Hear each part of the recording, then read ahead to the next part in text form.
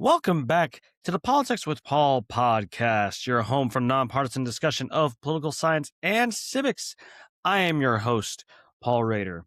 Today is the second of a two-parter about redistricting, and today specifically about the question, can we ensure fair districts? We all want fair districts when it comes to elections, theoretically at least, but is that a realistic goal? At the very least, it is very difficult to do, and for a lot of reasons that we may not realize or want to admit. Figuring out how to make elections the fairest they can be is not an easy task, and last week we explored a lot of the finer details of how new districts are made, and now this week we are going to talk about how those details can make drawing up fair maps more complicated, some of the proposals for making redistricting fairer, and whether it is even possible to ensure completely fair districts. So let's go back to something we talked about last week, some of the criteria that you often see when it comes to redistricting. And there's quite a few of them, but there's 7 that you commonly see. Those being equal population, where maps must have close to the same number of people per district. You can't really make it the exact same number of people, but there might be a few percentage points off from each other depending on state laws.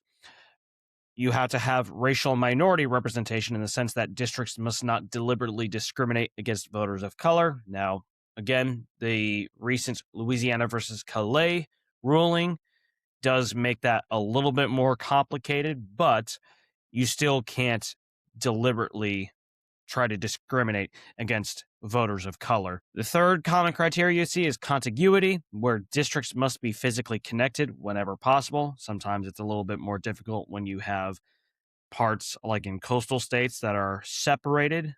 And so some of the stipulations for what is contiguous there can be a little bit different. Their maps must also respect political boundaries in the sense that they must limit the division of existing political borders, such as those of cities and counties across these districts whenever it's possible. Districts have to be compact, where maps must limit how geographically expansive districts are.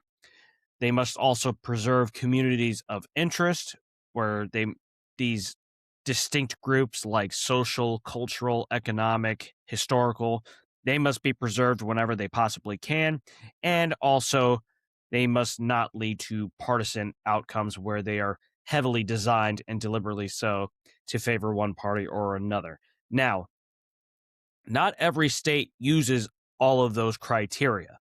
And even when they do use those criteria, they do not always define it the same exact way, or even say it is absolutely necessary. Sometimes it's really just a matter of preference, but not legally considered binding, where like, we'd like to have you consider this specific criteria, but you don't absolutely need to do it.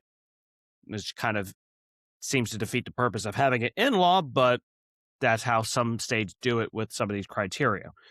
And so, because these criteria are a lot different, remember, the U.S. Constitution does not prescribe a lot when it comes to redistricting for how you make these new district lines. There's very little that the U.S. Constitution says, and it delegates a lot of that power to the states through the 10th Amendment, because the 10th Amendment says any powers not expressly given to the U.S. government, the federal government, are given to the states. And so that leads to a lot of issues with holding these state legislatures to account on these criteria. It's kind of that double-edged sword of states' rights. On one hand, federal government can't be super overbearing, but also state governments can go about their business the way they see fit to some extent. So when you see a redistricting process and say, well, that has to be illegal, there's no way that could possibly be a fair map. According to those states' laws, it may technically not be. Now, the map can certainly be unethical or underhanded, or according to another state's laws, it may be considered illegal. But in that particular state, it might not be, because all these states have different ways that they do it and different criteria that must be followed. And then when they have the same criteria, they don't always define it the same way. For example, if we have to have districts that are compact, what truly makes a district compact? Does it have to be as squared off as possible? How much can it, kind of squiggle off to the side where it has like these little tendrils, for lack of a better term? Or what's truly equal population? How much should populations across these populations differ? Yeah, they must be relatively the same, but can they only differ by 1% or 2% or up to 10%? What are reasonable communities of interest? Because these communities of interest can be all sorts of different things. They can be economic and historical and cultural and social and even political. So, which of these groups should be preserved? And if you do preserve them, do they start having too much power compared to other communities of interest? And then that gets into a whole other kind of debate that you have there, depending on what those communities of interest you are talking about are. How do you try to draw a map that isn't partisanly biased in a state where the electorate is already lopsided towards one party? And we're actually going to talk about that kind of scenario in just a bit. But you see how some of these things can be very difficult to make states adhere to. It's very easy to say, oh, well, we should have fair districts. But what exactly entails fair districts? Well, they should be compact. Okay. How exactly do you make them compact? Especially when some states are more densely populated than other states are, or some states can vary widely in terms of whether they are densely populated in some areas and then sparsely populated in some areas. Because when you look at the United States in general, and you look at how different areas vote for party, you'll see a ton of red and relatively little blue. So it makes it look like, oh, there's a lot more voting for Republicans compared to Democrats. Well, not necessarily. It's because Democrats tend to be a lot more condensed in urban areas, so they look like they take up a lot less space. And Republicans look like they take up a lot more space because those rural areas are a lot more sparsely populated and they're a lot more spread out. But if you can't agree on what criteria should be used, you're going to be talking past other people like legislators, other reformers and activists, lobbyists, and so on when it comes to trying to make rules fairer for redistricting. Forget about political incentives. Even if you find people across the political aisle that genuinely want to make the redistricting process more fair, they may have different ideas of what criteria should be followed and how exactly to follow those criteria. And even if you do agree on what criteria to use, you have to agree on how to define it, which can also be tough. So how do you go about defining criteria? When you put anything into law, you'll see that it's written in what people call legalese, which is sometimes used in a kind of joking manner, but a lot of times it is actually officially called legalese, because when you look at laws, they are written in a certain way where they're not written in a way that we would talk to each other normally. No normal person would talk to each other in those ways. So that's how a lot of laws are written. And the way that it's written can matter a great deal when it comes to interpretation of laws, because a lot of lawyers get paid big bucks to make laws say whatever they want the laws to say and then argue that in front of courts. And some courts and some judges may be more amenable to certain interpretations than others will. But you also have to think about, when you're making these criteria, should you make it more of a vague criteria or a more specific criteria? Talked about earlier how some criteria is used as more of a preference, like we like you to do this, but you don't have to do this. But not only that, what exactly do they tell you to do to respect that criteria? Is there a very specific way that they want you to make a district more compact or more contiguous or respectful of trying to balance partisanship? If you make provisions, and not just in the case of redistricting, but in any law that you make, when you make laws too vague, it can become unenforceable because there's no real guidelines for how to do it. Or these provisions can be attacked for being wishy-washy or not strong enough, and so you won't get support for them. But then if you get too specific, now it can start to become inflexible. And now people can start attacking it for the specific provisions that includes. And they might say that the law is now too rigid, or that it doesn't include these other specific circumstances that can be very reasonable to talk about. And if you are going to change redistricting laws, it's mostly going to come from amending state constitutions, because that's where a lot of these laws are baked in. And if you're going to change state constitutions, that means you're going to go through a much more grueling procedure trying to change these laws than your normal state legislative process, where the legislature goes through its normal writing a bill, going through committees, going in front of the houses, and then both chambers of a legislature have to, whether it's state governments or the federal government, have to agree on the exact same wording. They pass it on, and the state executive signs off on it. If it's Congress, that's going to be president. If it's a state government, that's going to be that state's governor. And obviously, that's, even though that is a difficult process, it's not nearly as difficult, generally speaking, as it is to amend state constitutions, because you can't just simply pass a law through the legislature and say, okay, state constitution is amended. No, it usually has to go through a process of being voted on by the voters of that state. And even when you don't, or even if you get past the problems of how do you what criteria do you consider when it comes to redistricting and making new maps, you also sometimes have to consider the future when you're redistricting now, because redistricting is supposed to happen every 10 years, but that is a lot of time for populations to change, especially these days with how exponentially bigger many of them are getting. And so what might seem like fair districts now suddenly becomes unfair, at least in some people's eyes, when populations expand.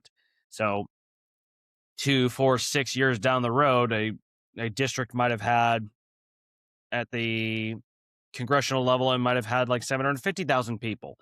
But then 5, 6 years later, now it's got 810,000 people. And that's a massive difference.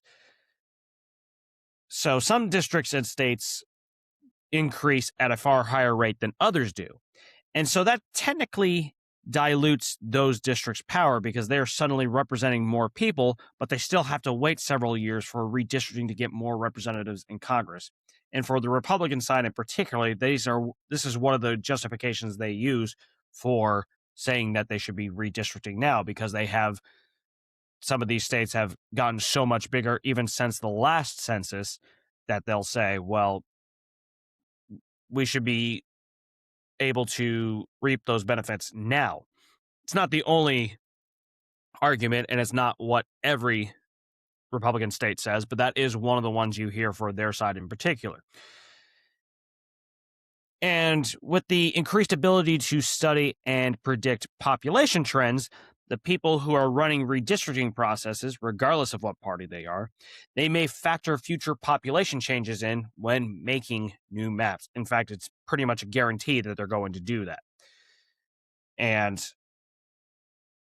both sides of an argument will have that ability, and so one side may say, well, with how populations are going to change later, this is a fair map now. But then the other side may say, well, no, you have to do it based on what you already have. You can't just assume that that's what's going to happen. And they're going to say, well, you're still trying to rig maps in your favor because of how you predict these districts to change. And then you also have to consider the role of courts, because new maps being drawn are almost guaranteed to face lawsuits, especially in this very hyper-partisan era of redistricting that we've had going on for the past year or two. And a big issue here is that oftentimes a state's Supreme Court, and that's typically the one who's going to be ruling on the new map, sometimes it might be an appellate court, but a lot of times it's going to be the state Supreme Court. That court is going to be ideologically aligned with the legislature that is redrawing the map. And that becomes even more problematic when those judges are elected in partisan elections. Oh, yes, if you didn't know, some judges, not just local level judges, but state level judges for state Supreme Courts even, are elected in partisan elections. I think that's crazy, but that's a whole other topic of discussion. But because, and it is not necessarily just for partisan judges, this can happen for nonpartisan judges too, that really actually have a partisan leaning, but especially for these partisan judges where they are being elected in part because of their party identification, it becomes this issue of, well, are they consciously trying to help out the legislature that they're ideologically and partisanly aligned with? Or is it a subconscious thing? Or do they feel the pressure of the electorate where if they don't support the legislature's new map, that they're afraid that that the citizens and voters are going to let these judges know about it, and so they're going to vote against these judges when they come up for election next time? That's a very real problem that can arise. But even nonpartisan judges can deal with that too. No, they can't explicitly state whether they are Republican or Democrat, but when you look at who's funding their campaigns or who's endorsing them, you'll start to see a pretty clear, like, oh, okay, that one would be a Republican judge if they could run as a partisan. This would be a Democratic judge if they could run as a partisan. And you see even in political rhetoric in general, where you see, oh, well, this person's a Trump judge, this one's an Obama judge, this one's a Biden judge, this one's a Bush judge. So even though ideally, of course, you would like courts to be completely separated from those partisan political games, unfortunately, that's really not how it works most of the time. But even when you get past these legislators or these courts and their partisan biases and how they can try to gerrymander us, there's also the question of, do we gerrymander ourselves to some extent? Because for as much as politicians try to divide us across districts in an unfair fashion, we also don't do ourselves much of a favor in that regard because of this level of geographic polarization that you see. More and more people are moving to states and districts and neighborhoods that think like them in partisan and ideological terms. You see states and districts that are getting increasingly red, increasingly blue, and more elections are basically a done deal before voting even begins because they are so lopsided towards either the Democratic or Republican Party. And so when we seek out these areas that think like us, we're helping politicians create geographical echo chambers and making their job easier to try to gerrymander us.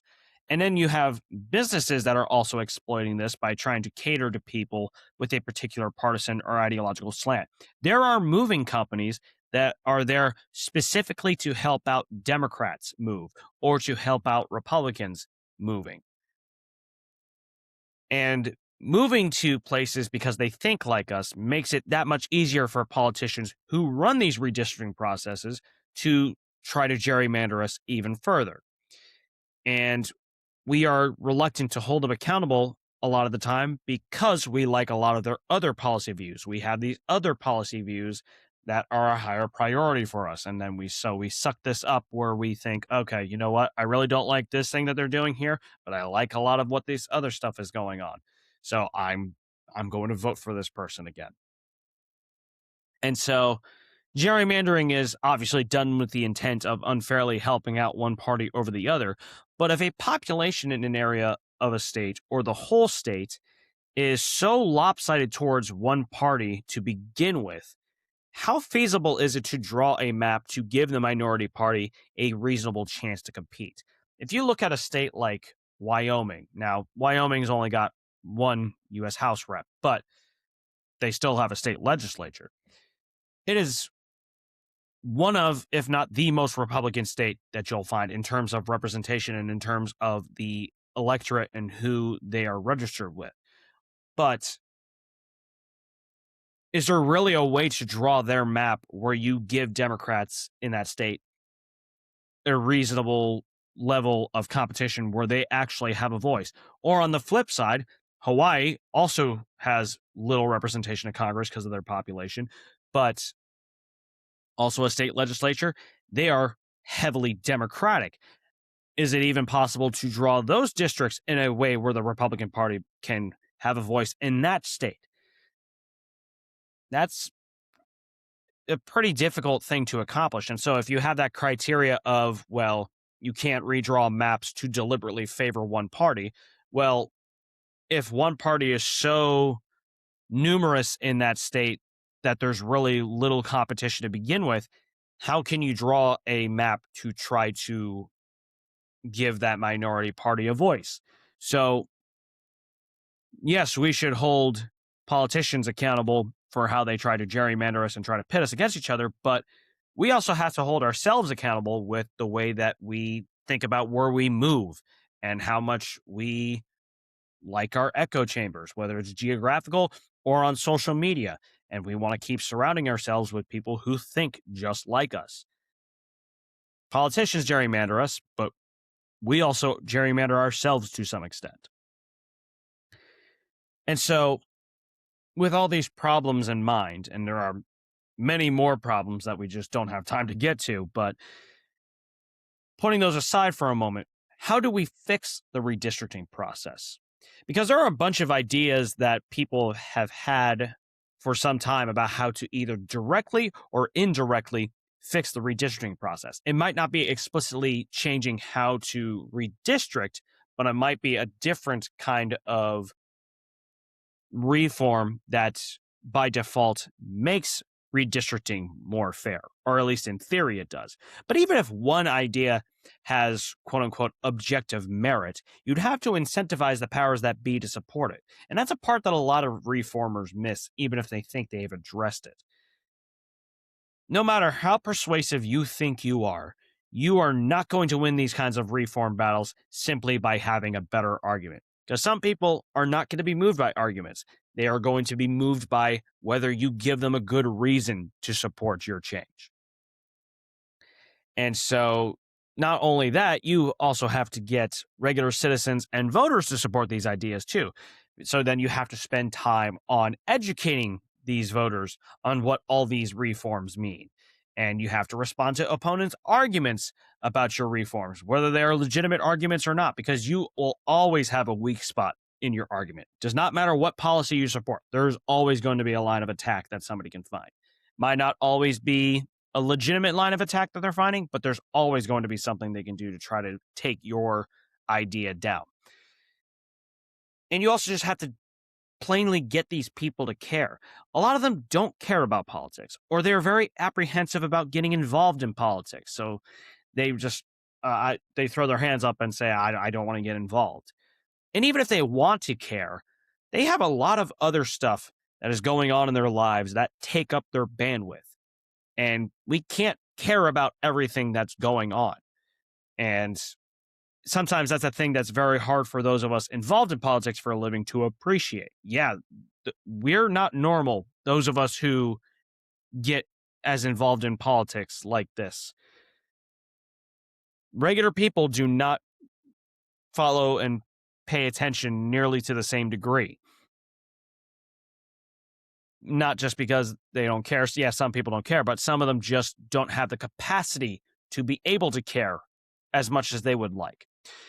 And even if they do care about politics and they do get involved, you still have to get them to prioritize these reforms over some of their other primary interests, because they can't devote all their caring and energy to every single thing that needs to be changed in politics.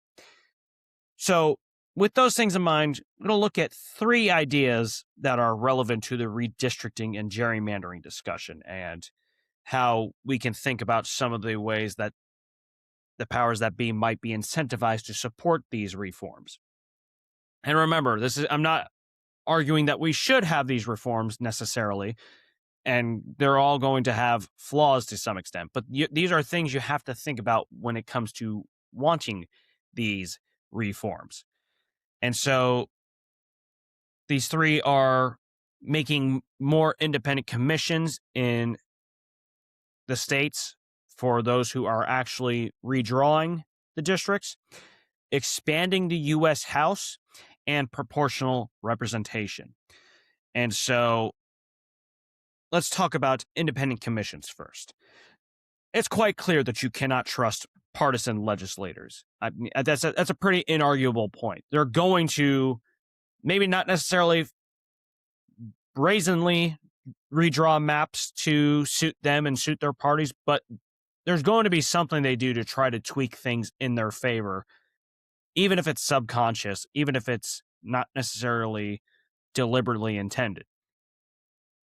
And it's especially the case in these legislatures that are heavily lopsided towards one party or the other. And we're seeing more states that have that kind of political reality.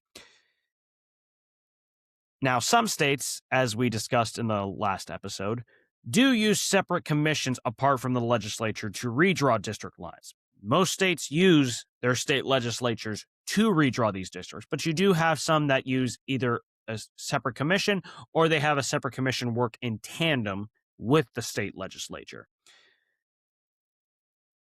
Independent commissions, if they were done, quote unquote, right, would clearly be better for fair maps, whether they fully drive redistricting or work with a state legislature. But how do you make one that's the best it can be?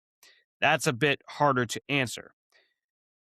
And saying we need to create independent commissions is a much more complicated task than it is sometimes made out to be. Oh, well, we should just have a separate commission that's redrawing the maps for these instead of these legislators. Yeah, they would be better than the legislators doing it because the legislators have an incentive to redraw maps in an unfair way. But what actually makes a commission independent? We can say it's an independent commission, but is it really all that independent? Is it still susceptible to pressure from the legislature? Are these people who could run for the legislature later?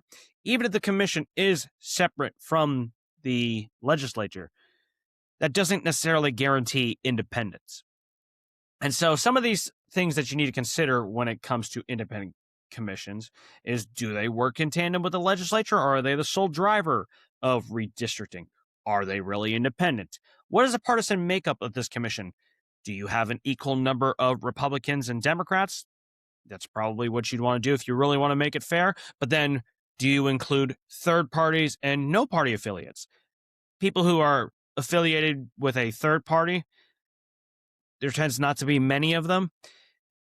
But there are a lot of people who are completely independent who are not registered with either party. But then how many of them are really independent and how many of them are more so Republicans or Democrats and they just don't want to admit it?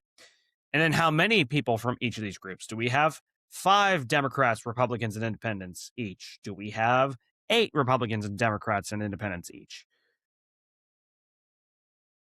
What are the backgrounds of these commission members? So can they be previous legislators? Can they be current legislators? So yes, you don't have the full legislature decide these maps, but do legislative leaders like the majority leader in the state Senate or the Speaker of the state House, do they get to participate in this commission? Do you allow lobbyists to be on there?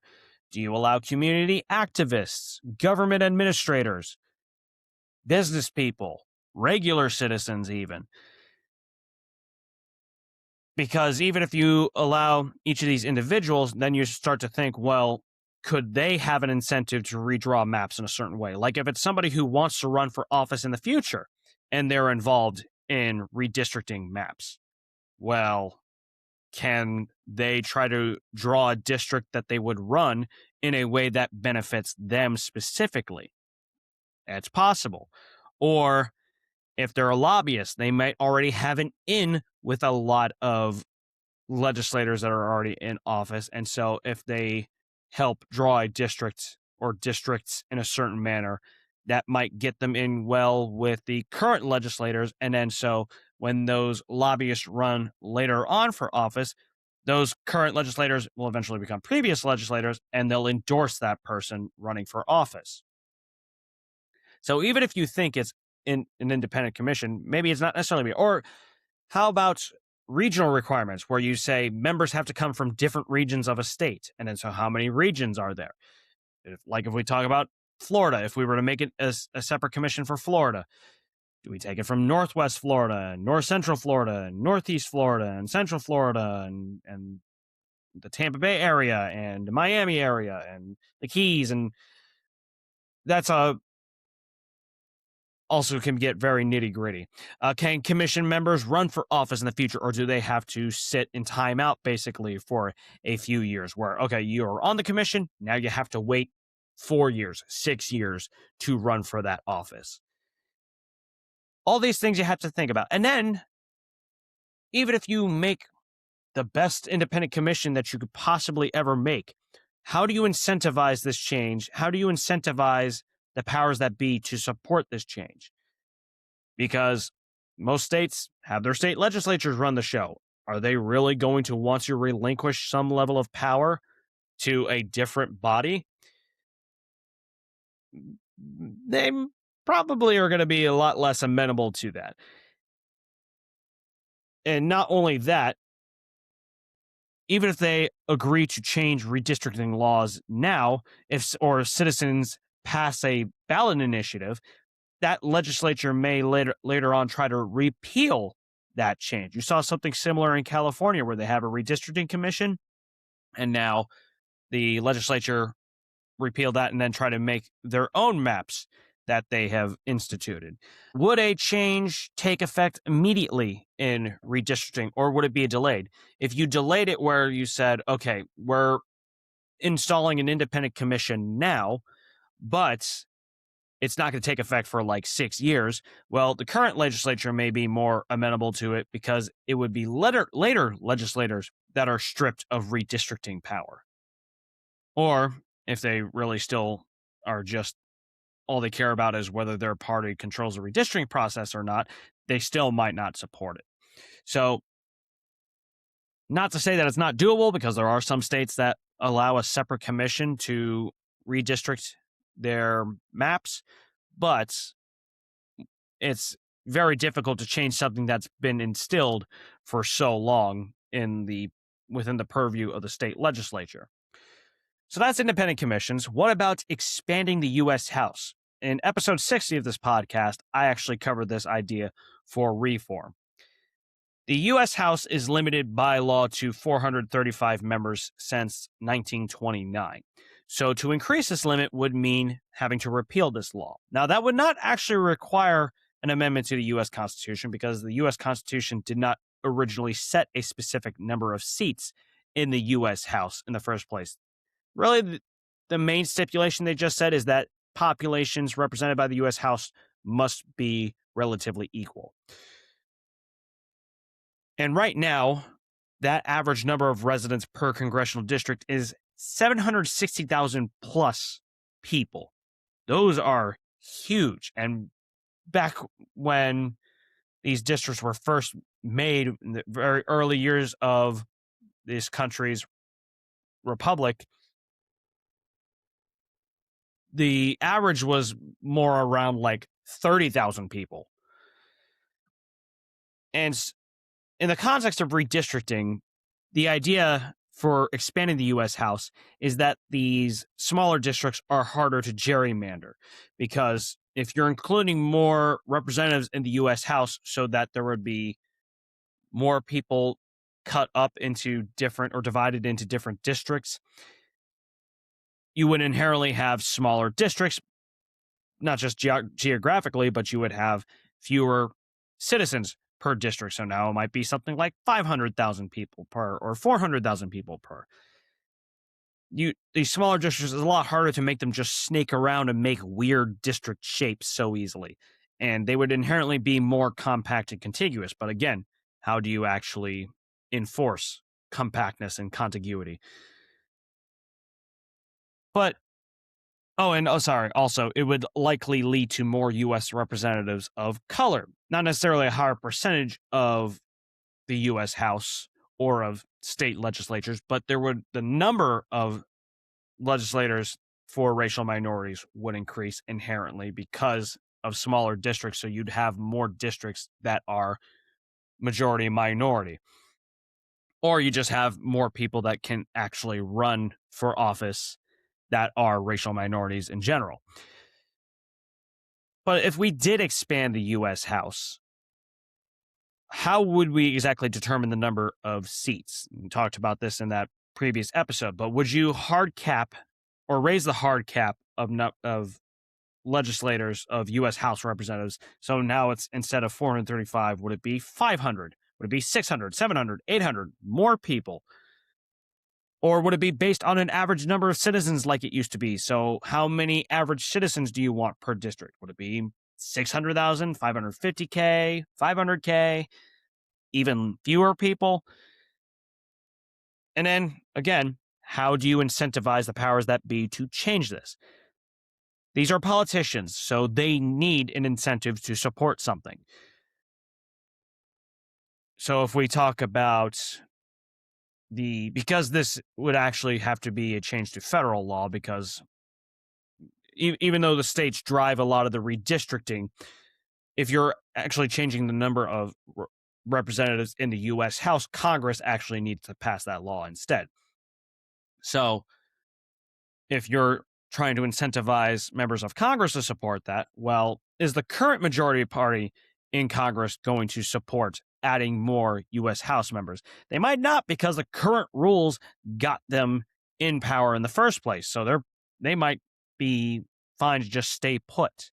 But does that necessarily mean that the current minority power in Congress will support it? Might not, because they may think they have a really good chance of taking back the U.S. House under the current rules the next time around, likely in a midterm. Midterms are almost always against the current sitting president and his party, and very often that party is, or the president's party is, the one who controls Congress. Not all the time, but a lot of times it happens. Or at least the current majority party in Congress gets punished. But then what if the U.S. House and the U.S. Senate are split between the parties? Now you need both chambers to agree on the exact same wording of the bill. I mean, you need to do that anyways, but it's going to be harder to do that if the U.S. House is Republican and the U.S. Senate is Democrat, and vice versa. Even though this is controlling U.S. House representatives and how many there would be there, because it's a federal law, the U.S. Senate would still have to agree on the exact wording of a bill that would change that number of U.S. House representatives. And even if you get past the partisanship, smaller states might be harder to get on board with expanding the U.S. House, because some would argue that a larger U.S. House would reduce the power of small states in presidential elections. You think back to that small versus large state debate at the U.S. Constitutional Convention, where there was a lot of fighting about how to make the legislative body in the U.S. House, where big states wanted it based on population and small states wanted an equal share. And that's how we eventually came to the compromise where the U.S. House is based on population and the U.S. Senate gives 2 senators to every state, no matter their size. Now, yes, smaller states would get more representatives if we expanded the U.S. House by default, but the larger states would get even more as well, and they would probably increase even more in their representation. So state A that's small might have 1 representative, and then a bigger state might have 15 right now. Depending on how you expand that U.S. House, maybe the smaller state now has 4 or 5 representatives, but that bigger state may have just jumped up to like 30 or 35, 40 representatives. So now they're dwarfing that smaller state even further. Again, it depends on how exactly you change the number of representatives in the U.S. House and if you make it a moving target. So smaller states may not be on board with this change, and you would have to get those smaller states in both the U.S. House and the U.S. Senate to support these bills. And that might become a bipartisan issue where it's Republicans and Democrats banding together based on whether they are in a smaller or bigger state to either support or oppose a bill that would expand the U.S. House. And then lastly, proportional representation. So this is at least for America, this is a pretty unique concept, but a lot of other democracies in the world use proportional representation in some fashion. And what proportional representation does is it elects representatives in districts based on how much of the vote went to each party. So if a party wins 30% of the votes in a district, they get 30% of the seats. Now, depending on how many seats there are, it might have to be rounded down, rounded up. So maybe the party won 34% of the seats in that district, but because of how many seats there are, maybe they only get 30% of the seats. And the current system in the vast majority of U.S. elections, regardless of what level of government you're talking about, they are winner-take-all single-member districts. It's whoever gets the most votes wins that district. You do have relatively few states that have at least one chamber that uses multi-member districts where 2, 3, or even more people are in that district for that chamber, but that's pretty uncommon to see. Proportional representation, though, would inherently use more multi-member districts because seats in the district are awarded based on how much of the vote each party has won. Now, not every single proportional representation system works the exact same way, but in any case, it does become a lot more difficult to gerrymander proportional representation system maps because of just how the maps have to be drawn to give seats to different districts. And so even if you try to carve them in a certain way, you're still going by proportional representation where it's just purely based on how much turnout the respective parties have been able to make happen. And so how do you incentivize this change? This one out of these three may be the most difficult to actually make happen.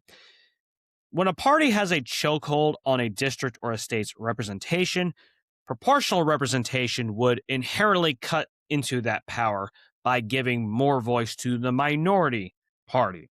So, a place that Republicans just have a stranglehold on, Democrats would then inherently get more power.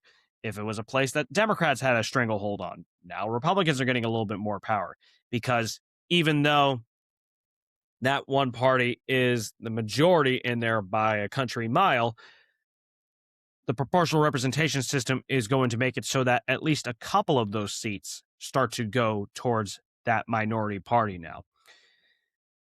But it's also the fact that this system would be very unpopular with Republicans and Democrats alike, at least in a lot of places, because it would inherently lead to more competition, not just from the other major party, but now third parties and non-party affiliates are now going to have a lot more of an impact, and they're going to get a lot more representation in Congress or in the state legislatures. Now, how much more competition, that's not as clear as some people may say it is. And it's not necessarily going to suddenly be like, oh, wow, there's legitimately a third party that is now competing with Republicans and Democrats. That's not necessarily going to happen right away. But there are a considerably large percentage of Americans that identify as independents.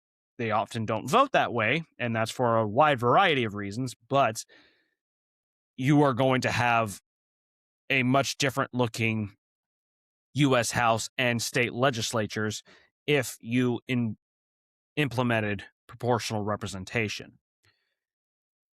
Now, regardless of whatever reforms you support, talk about all those differences in how we define criteria for redistricting, all that stuff. Let's just forget about that for a moment. Can we ensure fair districts? In fact, what even is a fair district? Like many words in politics, the definition of quote unquote fair seems obvious in the abstract, but in practice, it's not nearly so straightforward. And sometimes it's a matter of genuine disagreement, like what criteria should be followed when we are redistricting maps. Like, how do you make a compact district? Or how do you make an independent redistricting commission? Those can be genuine disagreements. Yes, sometimes they are more a matter of partisanship, but sometimes those are genuine disagreements. But sometimes it really is just a matter of political biases and incentives. When Democrats draw maps, a lot of times Republicans think that they're unfair. When Republicans draw maps, a lot of times Democrats think they're unfair.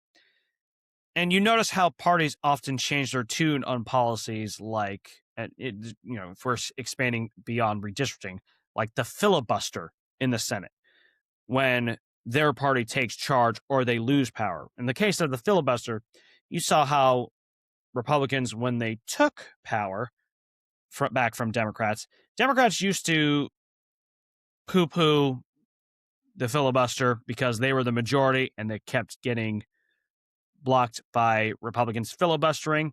And Republicans were saying how much the filibuster mattered. Now that the power has flipped, now suddenly you hear more Republicans talk about how the filibuster is terrible and needs to be erased. And now Democrats are suddenly more amenable to the filibuster. And you get that kind of thing when it comes to fair district maps, depending on who drew it. Oh, well, now all of a sudden they think it's unfair. Even if you had an independent commission redraw a map and we were able to agree that they were independent. Well, if they draw a map that just happens to support Democrats more, now Republicans are going to say, well, this is not really an independent commission. Or if that independent commission drew a map that was more amenable to Republicans, now Democrats are saying, oh, this is not really an independent commission. This is politics we're talking about. People are going to find a way to say something is unfair when they don't benefit from it, even if it's not anything that's meant to be underhanded. Theoretically, we all want fair districts. Theoretically. But when we're the ones in power, or the party that we support is in power, how much do we really care about fairness? It's like freedom of speech. How much do we really care about freedom of speech when it's somebody who's not us? We can hoot and holler all we want about somebody that we think similarly to when we think that their freedom of speech is being infringed upon, whether it actually is being infringed upon.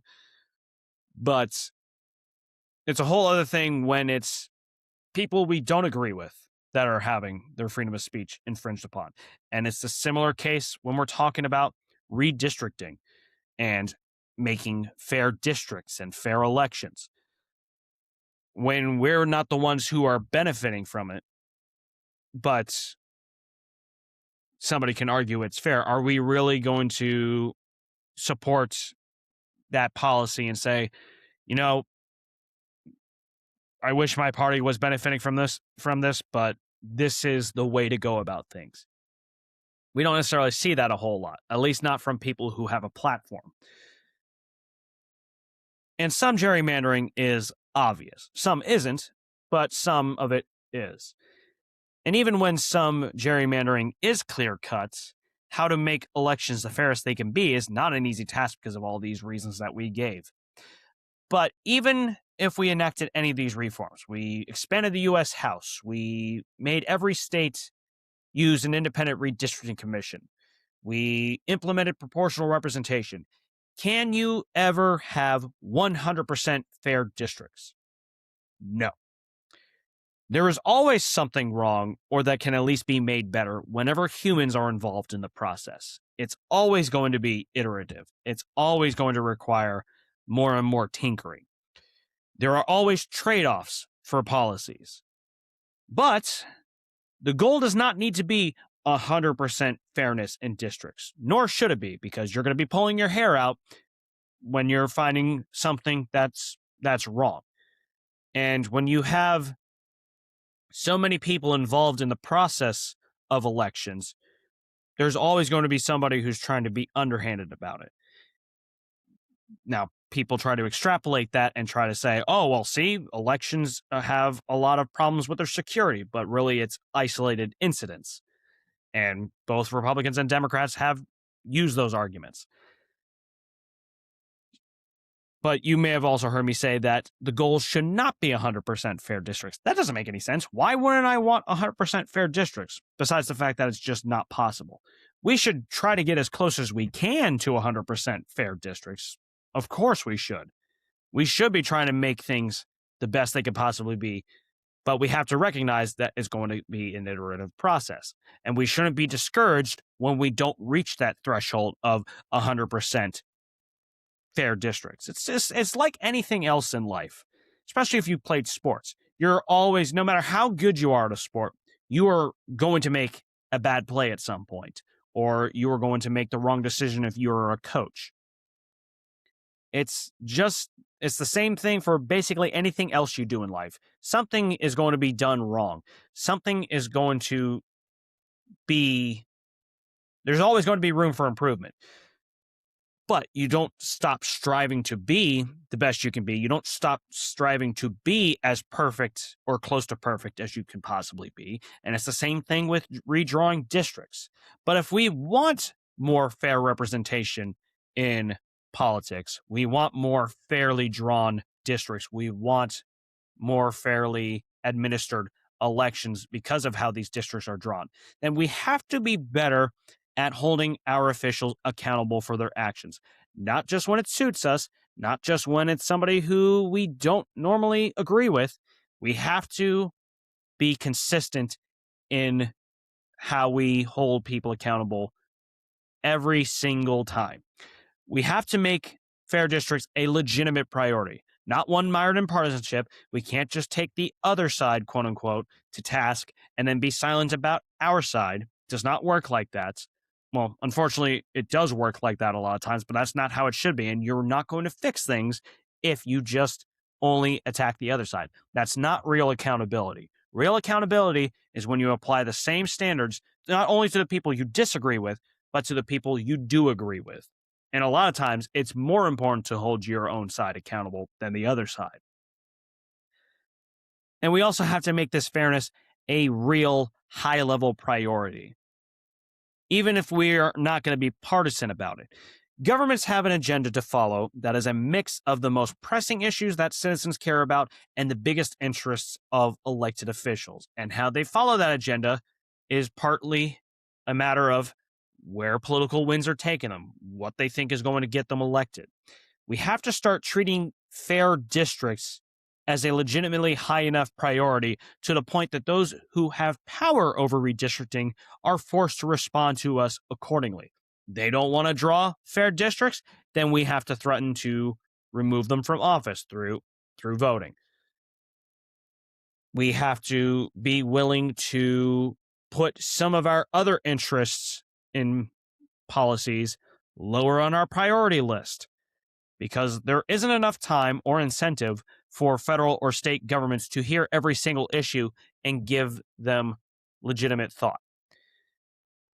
You are going to have to be willing to say, you know what, this policy about take your pick, whatever issue you want to be, that I really care about, and I typically support this side and how they handle that policy.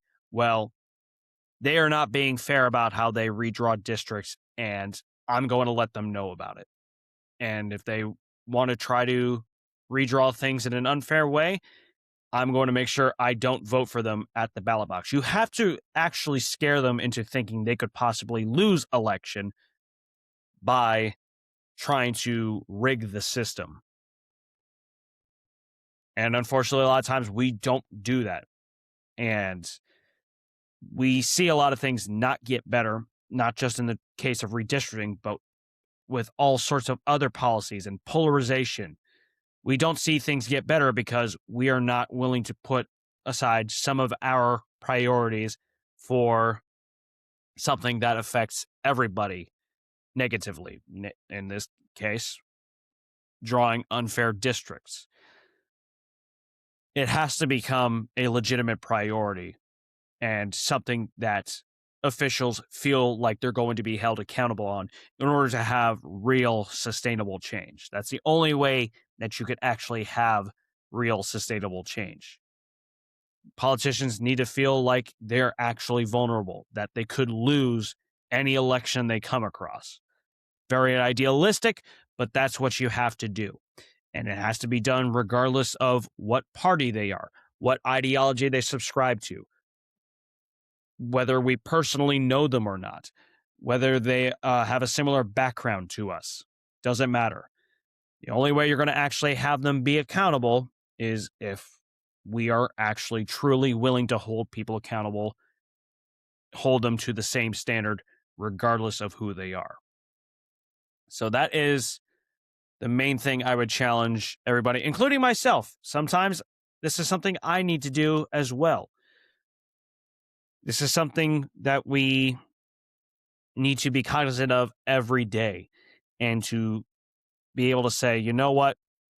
It's time that I actually truly hold people accountable, not just for my own priorities, but for these things that are really causing a legitimate crisis in America, like these redistricting wars. But we have to be willing to do it for everybody across the board to the same standard. And that's going to do it for today's episode of the Politics with Paul podcast. As always, thank you so much for listening. Please like, comment, share, subscribe, YouTube, Spotify, Apple Podcasts. Links in the show notes. My other works include a 5-day educational email course about how we can all more effectively mitigate polarization, my book on political independence, which you can buy on Amazon and several other retailers, but Amazon is the one you could primarily get it on. And there's another thing that's escaping me at the moment, but my other links, my LinkedIn, my Facebook page, my medium.com profile, my website, paulrader.org, and my email, paulraderwrites@gmail.com. So that's where we're going to end things today. As always, thank you so much, and we'll see you next time.